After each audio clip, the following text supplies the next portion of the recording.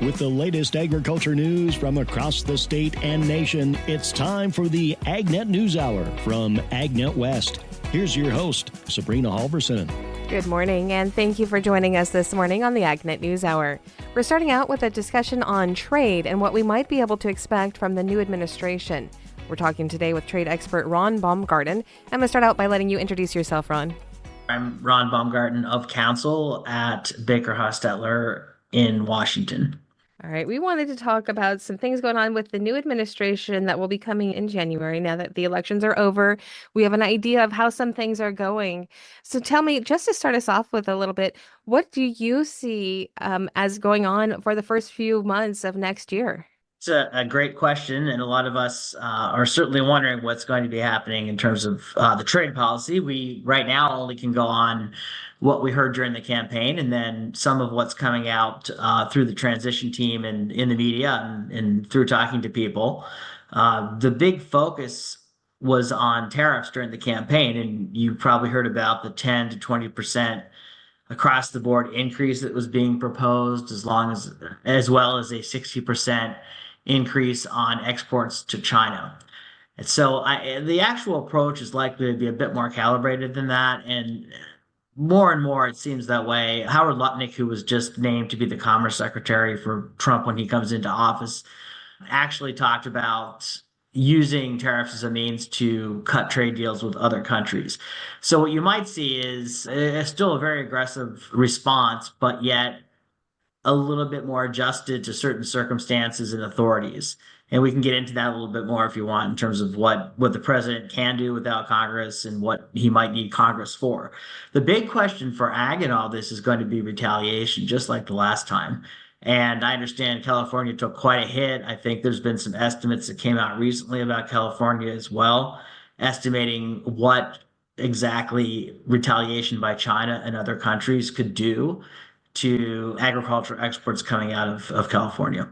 And let's talk a little bit more about that because, yes, our agricultural exports in California are a little bit different from the other parts of the nation where we're not exporting soybeans, obviously, but we're doing a lot of produce and other products like that. And so our tariffs take a different hit. Can you tell us a little bit more about that? So that's exactly right. I was in government for 14 years at the U.S. Trade Representative's office, and I was in the ag office for 8 of those years. And I also did that when I was in the Southeast Asia office at USTR. And I'm very familiar with the types of crops that are grown in California and the types of products, dairy products, wine and almonds and all the rest. They indeed are more specialty crops, not like these big commodities you have out in the Midwest. So you face both the tariff and non-tariff barriers in foreign markets. And so the last time around, China did indeed target certain products coming out of California. And as I was saying, there's estimates they might do something like that again. But those types of products also face challenges in the sense of phytosanitary requirements, plant health or animal health requirements, or food safety requirements. And so there's a lot more focus in foreign markets on those issues too, as well as technical barriers to trade like labeling requirements, registration requirements, and things like that. So you have your plate full in that sense because you have not only the tariffs, but you have non-tariff barriers, which also can be used to block trade as well in retaliation.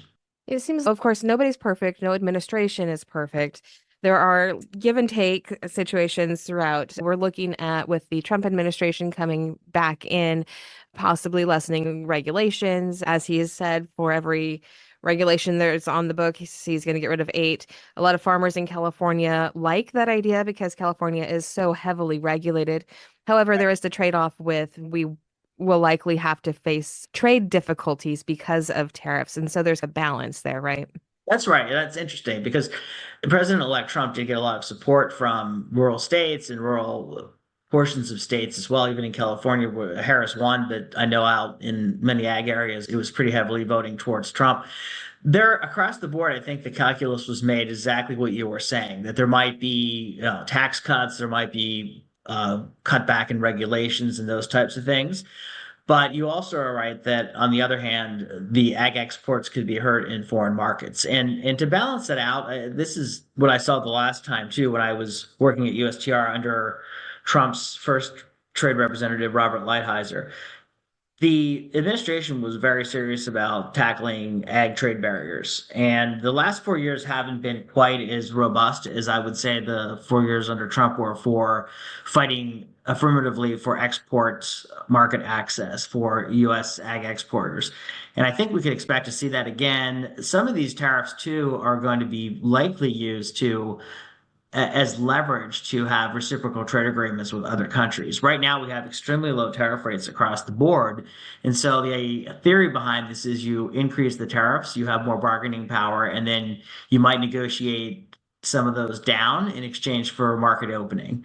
And you saw that on display with China the last time with the phase one deal that happened after the tariffs were put on under what is known as Section 301. And there also were efforts to conclude trade agreements. So you had the launch of negotiations with the UK, you had limited FTA, which included agriculture with Japan, and they were looking at the Philippines, they were looking at Kenya. There was that element too, and I would expect to see that again, despite the rhetoric that it's all focused just on protection. We are talking with Ron Baumgarten. We will continue this conversation on trade right after this. I'm Sabrina Halverson. This is the AgNet News Hour, and we'll be right back. This segment is brought to you by Live Earth Products. To get to know a little more about Live Earth Products, we're talking on the phone today with Vice President Russell Taylor. For the Conservationist of the Year, what goals would you like to see occur this year? So this is continuing work as the Certified Crop Advisor Conservationist of the Year. They're looking for certified crop advisors who are trying to aid farmers in getting information or conservation practices. One thing we've identified that is keeping farmers from getting conservation practices is actually just information and products. The current federal regulations actually were written in the 1950s. And at that time, those rules were only restricting fertilizers and pesticides. They didn't put into account other developing technologies such as plant biostimulants and some of these newer technologies we're using in agriculture. And so for 2024, our goal is to really help change the laws that are impacting biostimulant regulation to allow them to be used and treated as a fertilizer, not as a pesticide. So what does that process look like to go through that and get that change to be where it needs to be? Well, actually, there's a very long on-ramp. We've been working on this since 2014, and the bricks that we've laid on this path are now hopefully being included in the Farm Bill. So more than anything now, it's just supporting the work we've already done, trying to get legislators aware of the problem and hopefully enact those rules. There's an act right now by California regulators. It's called the Plant Biostimulant Act.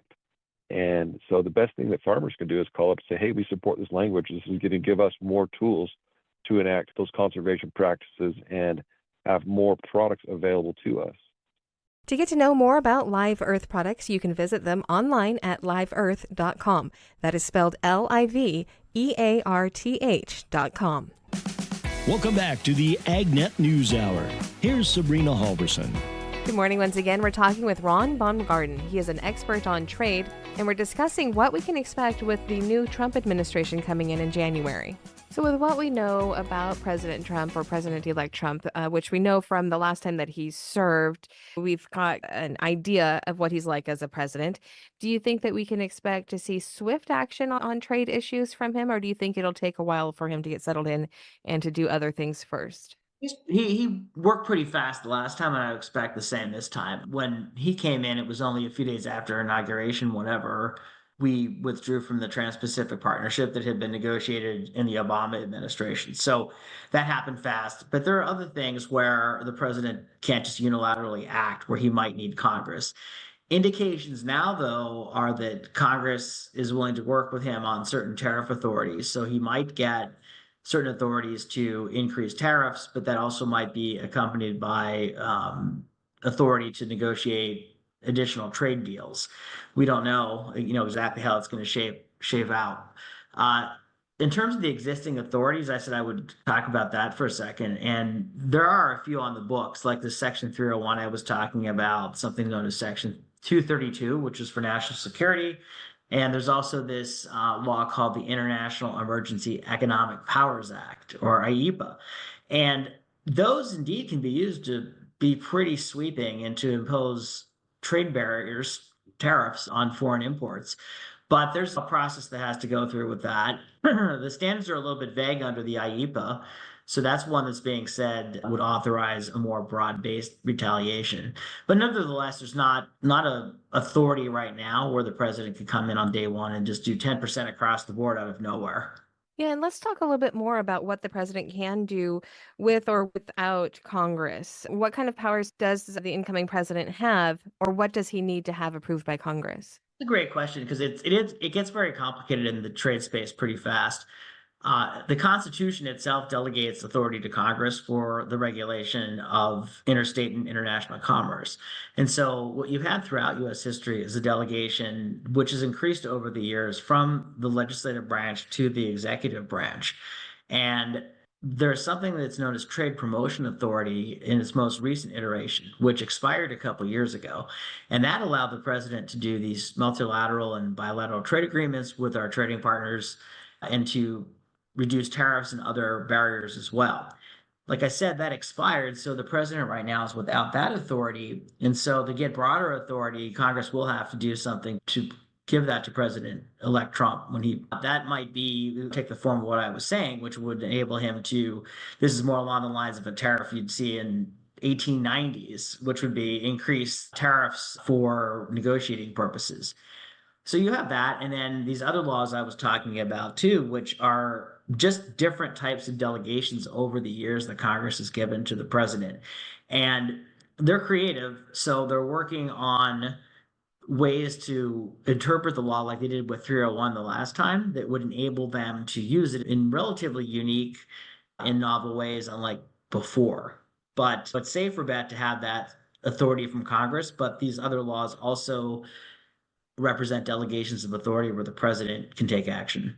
And with the Congress that it looks like we will have when we come into the new administration, it's likely that the president will have a lot of support anyway, right? Right, I think that's correct. On the Hill, you mean, or in general? I do. Across... Yeah, I'm sorry, on the Hill.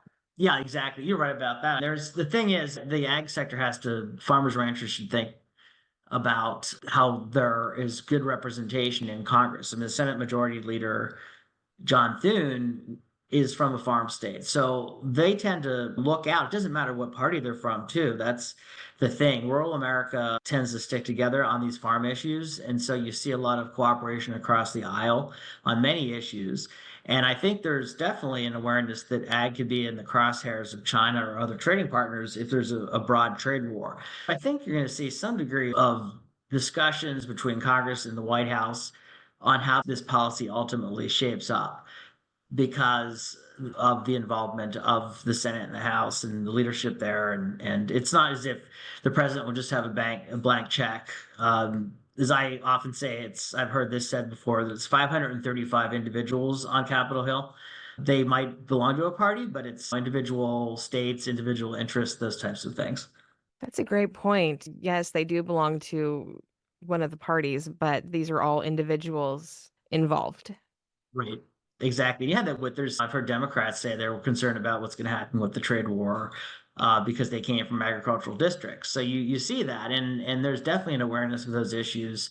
And some of the candidates for the ag secretary, I've heard them quoted as saying this is going to be more calibrated, that it's not going to be across the board. So you are hearing these voices emerge from within the transition and on the periphery of the transition that basically say, look, it's not going to be drastic right away, that there's going to be tweaks to it, that it's going to be a thought out approach. And they move fast, but not lightning speed, I think. Yeah. So what would be the final thing that you think our listeners should know about the incoming administration? I think that, just as we were saying, it's a sort of a balance here. There's going to be a lot of interest in helping the rural economy in the U.S. and ensuring that any type of trade war does not hurt the rural sector too much. You might recall the last time there were payments that USDA made to farmers that had been hurt by the retaliation. And so they're going to be aware of that issue. On the other hand, they're also going to be looking for really strong bench on the ag trade front like they did the last time. And I think those officials are going to be aggressive and be backed up by very capable people that work at USTR to push to open up these markets for American agricultural products. All right. Well, I want to thank you again for your time and for joining us to talk about this. Sure, my pleasure. This is the AgNet News Hour. I'm Sabrina Halverson, and we'll be back in just a moment. Welcome back to the AgNet News Hour. Here's Sabrina Halverson. Joining us for this segment is Jenny Lester Moffett. She's the Undersecretary for Marketing and Regulatory Programs at USDA, and we're going to talk about things for organic producers. Undersecretary Moffett, thank you again for taking some time to speak with us today. I think it's important for our organic producers to hear things that are available to them. Yeah, absolutely. It's so great to be on with you. I wanted to talk about, if we could start out just talking about the USDA's Organic Market Development Grant Program. And from what I read, it's creating some new opportunities for our organic producers. Can you tell me more? Yeah, absolutely. So the Organic Market Development Grant Program is part of the USDA's $300 million Organic Transition Initiative. This is the largest investment USDA has ever made in the organic sector. And this Organic Transition Initiative is part of our broader food system transformation work, transforming a food system so that producers have more opportunities in more marketplaces. And organic is a really important market opportunity for so many producers. The Secretary Vilsack announced the Organic Transition Initiative early on in the Biden-Harris administration, and we have been hard at work designing programs that meet the need for organic producers across the spectrum. So supporting transition to organic through the Transition to Organic Partnership Program. That's everything from going through the process of becoming certified. But we heard loud and clear from folks is that's really important. And it's also important that when producers become certified organic, that they have market opportunities. And so that's where the Organic Market Development Grant Program falls. It's a $75 million program that we announced a request for applications last year in 2023. We received overwhelming response for applications, and we are excited that we were able to announce funding over the course of this past year. And because we received such an overwhelming response, we actually increased the funding amount to $85 million. So over the course of this past year, we've awarded 107 grants under this program, $85 million in funding to 36 states, as well as the District of Columbia for this Organic Market Development Grant Program. It has many different components that are really based on feedback that we heard from the organic sector. One was really focusing on different areas of organic production, particularly organic markets that were underdeveloped, that needed additional kind of a priority or a focus. So things like organic grains, organic dairy, organic feed production, organic inputs that don't have domestic markets, for example, like organic sweeteners and other sugars. Of course, organic feed is another one. And all of those different aspects we really prioritized, but also made sure that any project for any sector could also apply for funding. It has three different components. One component is marketing. So funding marketing and market development, market improvement for organic products, domestic organic products in the United States. Another one is infrastructure, investing in the capacity, whether it's processing capacity or distribution capacity or other middle of the supply chain infrastructure for organic products. And then the last one is equipment only grants. So smaller grants, more streamlined grant applications for folks that are looking to do, let's say, a packaging machine or a labeling machine or some other type of equipment only type of a project. So all of these things together really address the diverse needs that we were hearing as we were developing and designing this program. So you talked about the Organic Transition Initiative, which offers a lot of support for producers transitioning to organic farming.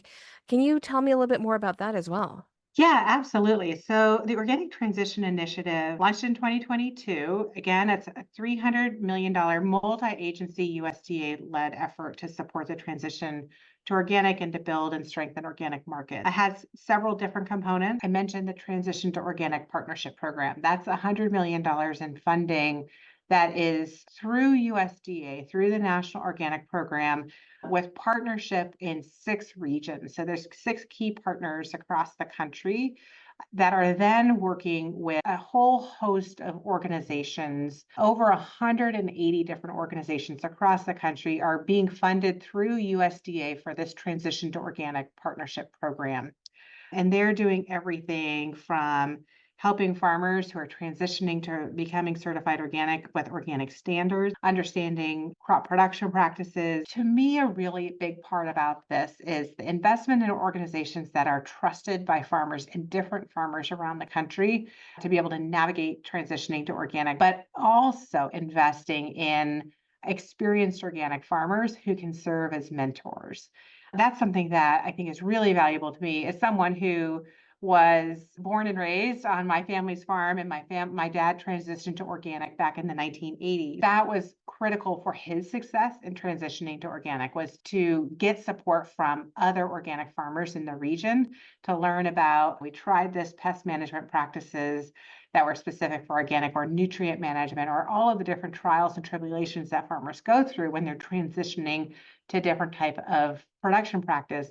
To have a mentor who is by your side, who you can pick up the phone and who can answer those different questions, I think is really critical. And to pay those mentors for their time, because they have valuable expertise that deserves compensation for. So that's part of it. We've also worked through the Natural Resource Conservation Services. They have developed an organic standard now that they fund through the EQIP program. So organic farmers can now get organic practice standards and payments for organic practices through EQIP. And then there's also, through the Risk Management Agency, additional funding for organic crop insurance as well. We're talking with Jenny Lester Moffitt, Undersecretary for Marketing and Regulatory Programs at USDA. I'm Sabrina Halverson. This is the AgNet News Hour, and we'll be back in just a moment. We continue now with Jenny Lester Moffitt, the Undersecretary for Marketing and Regulatory Programs at USDA. I want to highlight something that you said that I found to be very interesting. And this is about your dad, your family farm, transitioning to organic in the 1980s.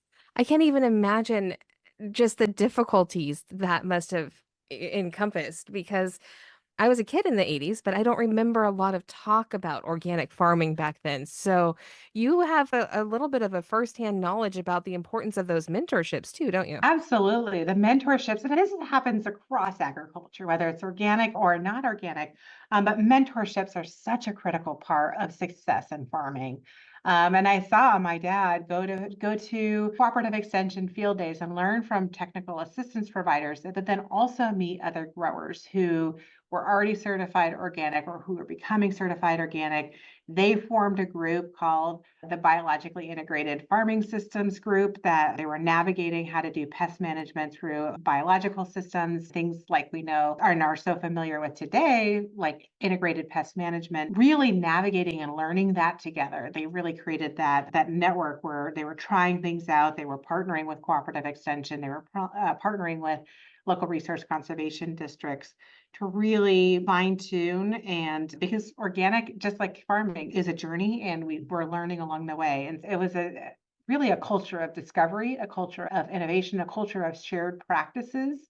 And that is really what the top program now is designed to do, is to really bring back that community infrastructure, the community of organic producers, so that we continue to grow stronger together in the organic sector. I just think that's so interesting, that to the firsthand experience that you've had with that just yourself. One thing about organics, when we look at a consumer angle, organics can be more expensive. They can be harder for some consumers to access. But there's also been a focus on increasing access for affordable organic foods for consumers from the USDA. Can you tell me more about that too? Yeah, absolutely. So we've been a big part of the work that we're doing on building more new and better markets, for producers and also consumers. So we've been investing in the middle of the supply chain. We've been investing in local and regional markets. And we realized that a critical thing that we do at USDA is we buy a lot of food. And we buy a lot of food for the food bank networks and other feeding programs. We buy a lot of food for schools, and the opportunity to drive change and drive opportunity through those different programs that we're doing can make a big difference as well for producers. So we've launched the local food purchase assistance programs and local foods for schools programs that really tie and partner with things like Farm to School or other programs like that. Again, really investing in the local communities, the states and regions about what procurement and purchase, how do we buy food in a way that is really truly supporting the family farmers in that region and the community demand for diverse products that are grown in that region as well. And so I think that's really exciting. And as part of that, and also as part of the Organic Transition Initiative, we just recently announced $15 million in funding for organic market development, organic dairy pilot program. And that's really about also creating and shepherding the process for organic dairy producers to be able to sell direct to school nutrition programs, after school programs, universities and colleges, really just about, again, fostering different and diverse marketplaces across the country. So for our producers who are listening to this, who are either in the process of transitioning to organic or considering it, or maybe have already gone organic and just could use more resources, what do you want them to know? What I want them to know is that organic is an opportunity for everyone. Organic is certainly the process to become certified organic can be complex, can require a lot of new work for producers, but we are at USDA really want to partner with organizations and producers to make that possible for everyone. I want to go to a farmer's market where producers are there and they're using that USDA Green Organic seal when they're selling their product because they have had someone with them to be able to help them navigate becoming certified organic so that they can tap into that value and that higher value that they can get for the product that they're producing. Those are all of the questions that I've had, but is there anything else that you would like to comment on? Do you want some examples of what Yeah. the Organic Market Development Grant Program has funded and specific to California? So one is improving the viability of the domestic organic avocado market. And this is the San Diego nonprofit and avocado farm that received a $2.5 million grant to improve and grow the long-term viability of domestic organic avocados by coordinating more direct consumer value chain, launching a comprehensive regional marketing channel and campaign, and really facilitating the flow of avocados into regional markets. They're partnering with the avocado growers of California, the city of Escondido, and many other stakeholders to make this happen so that they can sell and buy U.S. grown avocados at local food hubs. It funds things like a feasibility study, all of these things that are really critical to make market access possible for producers and groups of producers. Another project that we've funded is on more of the processing capacity and expansion grants that I mentioned. This is funding for the Ecology Center that is based out of San Juan Capistrano. They received a $3 million grant to expand its processing and distribution capacity for value-added products that are made from organic corn, legumes, and fruit by providing shared processing service to facilitate market access for small organic farms. Often, small organic farms don't have the economies of scale to be able to do their own processing and distribution infrastructure. And so when there's a place where they can come and they can bring their product, they can do whatever it might be, whether it's value add or processing or washing in a safe place, that then creates more direct market opportunities for those producers. So the project's going to fund renovating its processing warehouse to accommodate new equipment for things like value-added jams, tortillas, dry beans, and sauces. It's also going to expand partnerships to benefit at least 15 organic farms, and that'll reach over 70,000 consumers to large channels by, again, leveraging those partnerships with relationships with grocery stores and others. I think those are just two examples of projects that we funded in California, and that, again, is two examples of the 107 projects that we funded across the nation with this.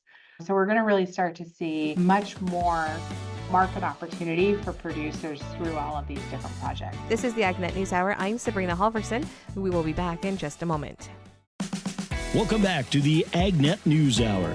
Here's Sabrina Halverson. Looking at the agricultural trends around the nation, the USDA's latest edition of its annual Rural America at a Glance report had indications on population, demographics, and economic trends in rural areas.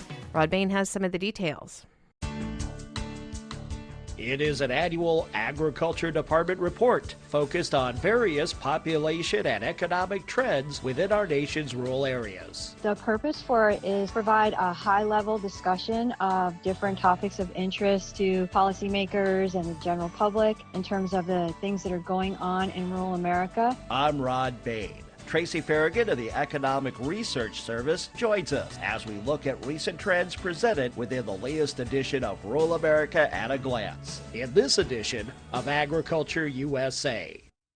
Every year, USDA's Economic Research Service publishes a report encapsulating various trends in rural America. Rural America at a Glance is released annually. It provides a summary of rural demographic and economic trends with additional topics each year that highlight opportunities and challenges facing rural America. So this year's edition really hones in on the age structure of the rural population and the implications of age-related demographic change. Tracy Farragut of USDA ERS is one of the authors of the latest edition of Rural America at a Glance, covering some of the population and economic trends from 2023. Among the highlights from this year's report, reflection of a trend following the COVID-19 pandemic, the continued growth of rural populations since that 2020 global outbreak. We found that the rural population continues to grow with a moderate increase over the last year. It's largely due to more people moving into rural areas than moving out, which is a trend that we saw definitely with the coronavirus pandemic. Yet the net increase by age reflects significant decreases in working age populations and significant rises in older populations in rural America over the past decade. We found that over the long term, from 2010 to 2023, the number of working age people ages 15 to 64 decreased by 2 million, whereas the number of people ages 65 or older increased by 2.3 million. So in other words, the rural population growth over the last decade plus has been characterized by growth within the older population, which is largely tied to the aging of the baby boomer cohort past the age of 65, beginning in 2011. Despite the trend of a lower working age population,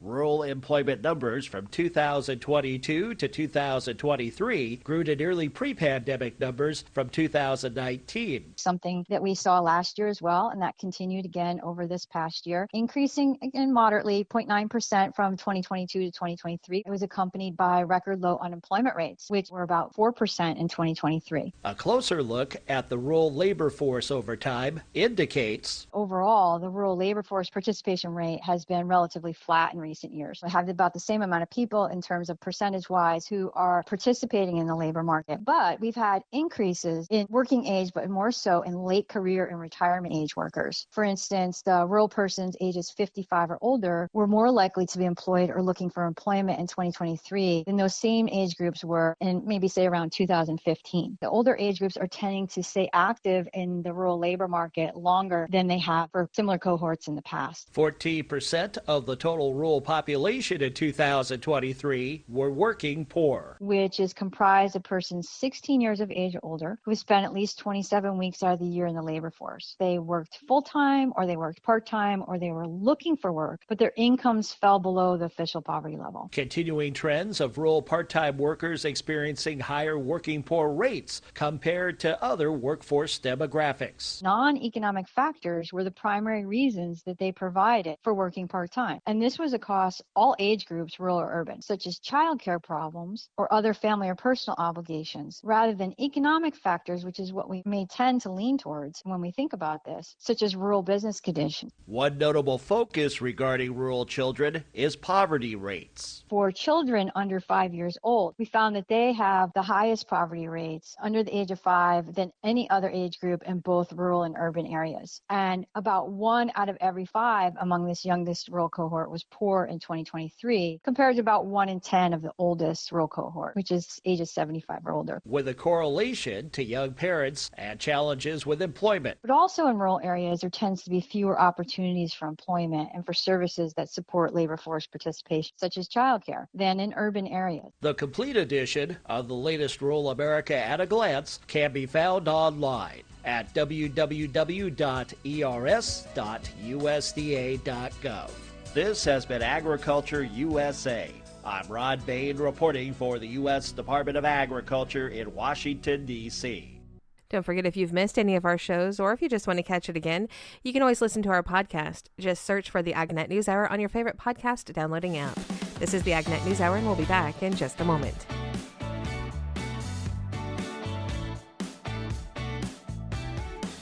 This segment is brought to you by Live Earth Products. To get to know a little more about Live Earth products, we're talking on the phone today with Vice President Russell Taylor.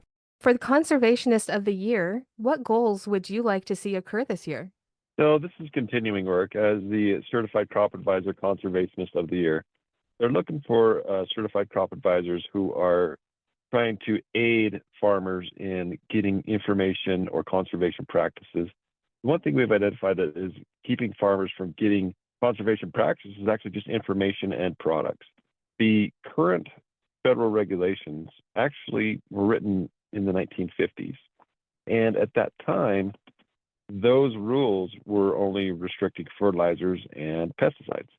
They didn't put into account other developing technologies such as plant biostimulants and some of these newer technologies we're using in agriculture.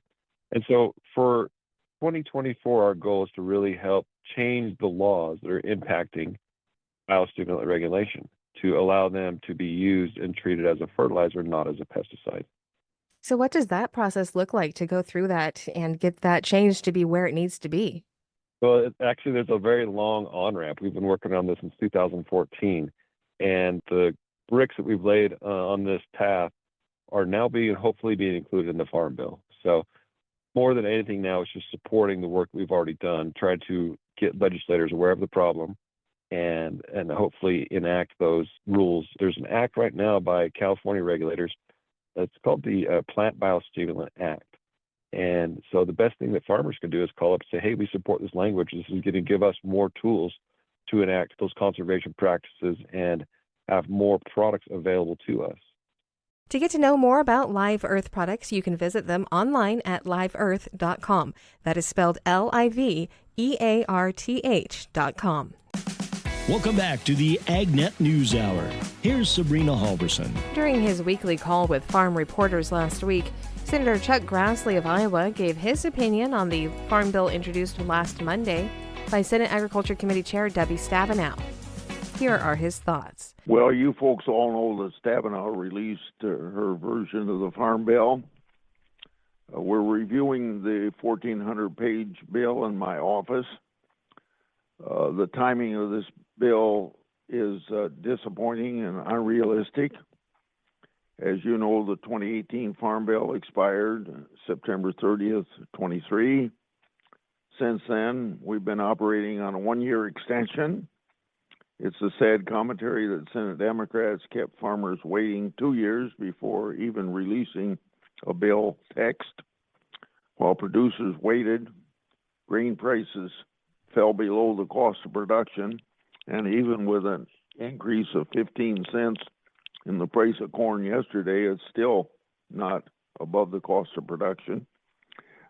Input costs for seed, fertilizer, chemicals, and diesel have shot up tremendously since 2018. Interest rates have also increased, and funding for foreign market development and important ag research has stagnated. The Farm Bill must be worked out in a bipartisan way, as every one of them since I've been in the Congress have worked out in a bipartisan way. They've been negotiated in committee, as you know, and you folks also know that we call that regular order, and that's what we think the next Farm Bill ought to be developed under. It's clear there isn't enough time to do that before the year is up. After this week, we only have 3 weeks before Christmas. So I expect Congress to pass another short-term extension, carrying farmers through the new year. And when Congress returns in 2025, Republicans will work quickly to debate and pass the next 5-year Farm Bill, hopefully, and I'm sure under regular order and in a bipartisan fashion, as obviously you must do in the United States Senate. It may not be necessary in the House, but it usually works out in a bipartisan way there. It did even this year. So want you to know that I'm determined to provide certainty for farmers in Iowa and throughout our great nation. That again, Senator Chuck Grassley of Iowa. California rancher Sherry Brennan testified before Congress this week advocating for targeted cattle grazing to reduce wildfire risks in high-risk areas. She emphasized grazing as a natural and effective way to manage excessive vegetation and prevent catastrophic fires, like the Rim Fire in 2013 in Tuolumne County. It was one of California's largest and transformed mixed conifer forests into dense brush fields, worsening air quality, disrupting local economies, and damaging key water systems serving the Bay Area and Central Valley agriculture. Brennan argued that post-fire grazing restrictions, which often limit cattle numbers, prevent effective fuel management. And so by year 4, 5, 6, the brush now has become so dense that the next fire is going to be more catastrophic than what the Rim Fire was, just because of the sheer fuel load. And we also are not doing anything to benefit the pieces that standards and guides are there for, i.e. individual species protection, browse standards, those are in place to meet certain thresholds, and we're basically having an adverse impact on all of those because we're not managing for that high density. While acknowledging challenges in balancing regulations with fire prevention, Brennan expressed hope that new legislation would encourage grazing as a wildfire mitigation tool. Nominations are now being accepted for a unique USDA committee that provides input on various ag statistical surveys and reports. Rod Bain reports. Who knew agricultural statistics needed to be advised? People go, what is it? What it is, according to Joe Prusacki of USDA's National Agricultural Statistics Service, is NASA's Advisory Committee on Ag Statistics. Back in the day when the Census Bureau did the Census of Agriculture, they had an advisory committee. And so when USDA took over the Census of Agriculture, it followed us, and NAS continued that process. With USDA now seeking nominations for the committee. A group of individuals across a wide swath of agriculture. It could be university types, producers, individuals from advocacy groups and such, and to provide input and such to how NAS should proceed with our survey programs. Are we fulfilling the needs of their clientele and their constituency? A former AgStats Advisory Committee member talks about this group's diverse representation. Farm Service Agency Administrator Zach Ducheneau. Folks that were turkey growers, wheat growers, corn growers, a lot of education folks. Cattlemen's Beef Board had a representative there. Black farmers had some representation there. I represented Native American interests. Hispanic interests were represented. We even had some veteran representation. And he reiterates the importance of the committee in assuring active participation and accurate information for end users of NAS reports and surveys. We have a lot of producers out there who don't feel value in submitting that information to the United States Department of Agriculture through their censuses or surveys. And ironically, those same producers express dissatisfaction and discontent when policies are built using imperfect data. They've got to be part of this system. They've got to be part of this process. Help us get the right information. We can help provide better policy and better allocation resources towards what they're actually doing. 22 open committee seats are now available. Nominations must be submitted by November 25th. Details are available online at www.nass.usda.gov/about_NAS. Click on the link to Advisory Committee on Agricultural Statistics. I'm Ron Bain reporting for the U.S. Department of Agriculture in Washington, D.C. That's our show for today. I'm Sabrina Halverson. Thank you for sharing your morning with us. To get more information on the topics you heard today, visit AgNet West at agnetwest.com. You can also stay connected by following us on our social media at AgNet West on Facebook, Instagram, and X. Also look for Sabrina Halverson on Facebook, and be sure to subscribe to our podcast by searching for AgNet West on your podcast app. Thank you for listening to the AgNet News Hour from AgNet West. AgNet West Radio Network, your primary choice for agriculture news.